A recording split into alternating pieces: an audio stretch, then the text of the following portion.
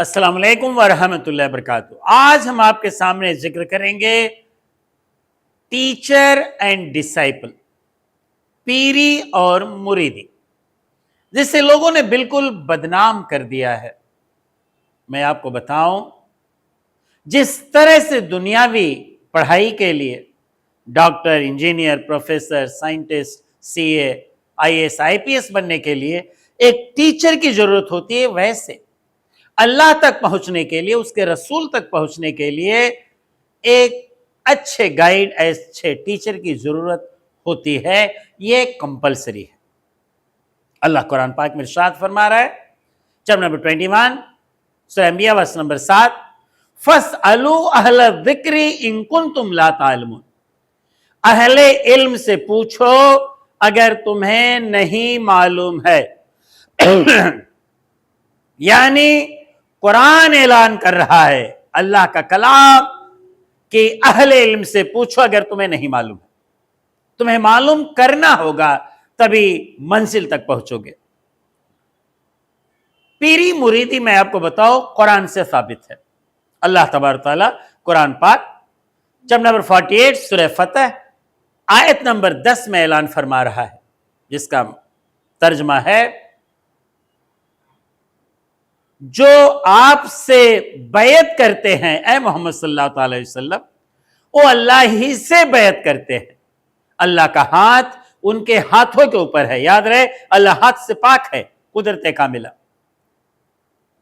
اللہ کا ہاتھ ان کے ہاتھوں کے اوپر ہے، اور جو بیعت کو توڑ دیے، اپنے نقصان کے لیے انہوں نے توڑا، اور جنہوں نے بیعت کو قبول کیا، اس پر عمل کیا، پرامس کو توڑا نہیں، تو ان پر اور اللہ سے جو وعدہ انہوں نے کیا تھا اس کو وفا مانا، بیعت کو نہیں توڑا، بیعت کو مانا، تو ان پر اللہ کی طرف سے بہت بڑا ثواب ہے۔ سیرۃ الجنان میں ہے، تفسیر کی کتاب، کہ قرآن کی آیت سے ثابت ہوتا ہے کہ بیعت کرنا صحابہ کی سنت ہے۔ اس کے بعد چیپٹر نمبر 48 سورہ فتح آیت نمبر 18 میں ہے، اللہ، جس کا ترجمہ ہے، اللہ ان سے راضی ہوا، اللہ ان مومنوں سے راضی ہوا، ان بلیور سے راضی ہوا جو آپ سے پیڑ کے نیچے آپ کے صحابہ بیعت کرتے تھے، بیعت کر رہے تھے۔ اس کے بارے میں بخاری شریف کی حدیث مبارکہ ہے، اللہ کے رسول صلی اللہ علیہ وسلم، بیعت رضوہ کا موقع ہے، واقعہ ہے کہ اللہ کے رسول صلی اللہ علیہ وسلم اپنے صحابہ سے بیعت لے رہے۔ تیسرے ہونے والے خلیفہ حضرت عثمان غنی رضی اللہ تعالیٰ عنہ مکہ گئے ہیں۔ خبر آتی ہے، غلط خبر ہے، کہ آتی ہے کہ آپ شہید ہو گئے۔ پیغمبر اعظم حضرت محمد صلی اللہ علیہ وسلم اپنے صحابہ سے بیعت لے رہے ہیں، پلیج لے رہے ہیں، شپت لے رہے ہیں، جس کا ذکر قرآن میں آیا کہ اللہ ان مومنوں سے راضی ہوا جو آپ سے پیڑ کے نیچے بیعت کرتے تھے۔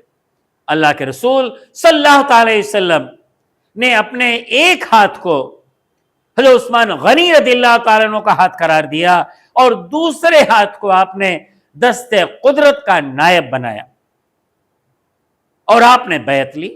اس سے ثابت ہوا، اس سے ظاہر ہوا کہ غیر موجودگی میں بھی بیعت کی جا سکتی ہے، کیونکہ پیارے آقا صلی اللہ علیہ وسلم نے تیسرے ہونے والے خلیفہ عثمان غنی رضی اللہ تعالیٰ عنہ کے لیے ان کے غیر موجودگی میں بیعت کیا۔ تفسیر نور العرفان میں ہے، احمد یار خان نعیمی رحمت اللہ تعالی فرماتے ہیں کہ اس لیے چاہیے کسی کامل پیر سے بیعت کر لینا چاہیے، کامل ٹیچر سے بیعت کر لینا چاہیے۔ اور آگے حضرت شہاب الدین سہروردی اور بایزید بستامی کا قول ہے، اگر کسی نے کسی کو اپنا ٹیچر نہیں بنایا، بیعت نہیں کیا، تو اس کا ٹیچر، اس کا گائیڈ شیطان ہوتا ہے۔ اس لیے چاہیے کہ کسی کامل انسان کو اللہ والے کے ہاتھوں پہ ہاتھ رکھ کر کے پلیج کر لینا چاہیے، بیعت کر لینا چاہیے۔ اب سوال اٹھتا ہے کہ پیر کیسا ہونا چاہیے، ٹیچر کیسا ہونا چاہیے؟ نمبر 1، سنی صحیح العقیدہ ہو۔ نمبر 2، اس کے پاس اتنا علم ہو، اتنا گیان ہو، اتنا نالج ہو کہ اپنے اسلام کی ضروریت کی چیزیں جو ہے کتابوں سے نکال لیتا ہو۔ تیسری کوالٹی یہ ہے کہ وہ فاسق معلن نہ ہو، یعنی علن اعلان گناہ نہ کرتا ہو۔ اور چوتھا پوائنٹ یہ ہے کہ جس سے بیعت کر رہا ہے اس کا سلسلہ پیغمبر اعظم حضرت محمد صلی اللہ تعالی علیہ وسلم تک پہنچتا ہو۔ اس لیے ہمیں چاہیے کہ قرآن کی آیت کی روشنی میں فَاسْأَلُوا أَهْلَ الذِّكْرِ إِن كُنتُمْ لَا تَعْلَمُونَ، ان سے پوچھو جن کے پاس علم ہے۔ تو پتہ چلا ہمیں ٹیچر بنا لینا چاہیے، اپنا پیر بنا لینا چاہیے، تاکہ ہمیں گائیڈ کر سکے، ہماری رہبری کر سکے اور اللہ کے رسول تک پہنچائے، اور پھر اللہ تک ہم پہنچ جائیں۔ السلام علیکم ورحمۃ اللہ وبرکاتہ۔